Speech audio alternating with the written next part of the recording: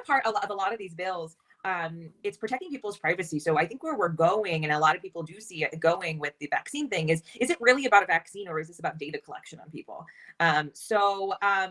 You know, let's say we all have to get a vaccine passport. Well, what other information is going to be stored on that? What else is the government going to require from you, therefore, in your daily life to be compliant with them?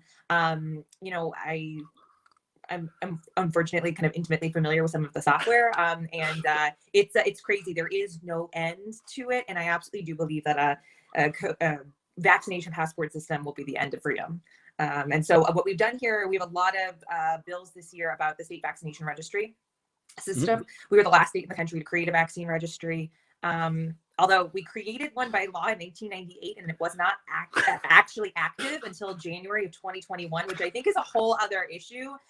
It took countless millions of dollars just to create a database that's still not even fully functioning. But yeah, so this registry system, you know, we actually are looking to audit the New Hampshire Vaccine Association because we're unclear what's happened with a lot of this money. That's a separate issue. But the vaccine registry system in itself, the amount of data points that it tracks on somebody is a little bit alarming. And it's not just like that you got, you know, the Hep B vaccine, you got, you know, the Tdap vaccine. It's also tracking a lot about your personal life, your interpersonal relationships. It's like tracking if you refuse a vaccine.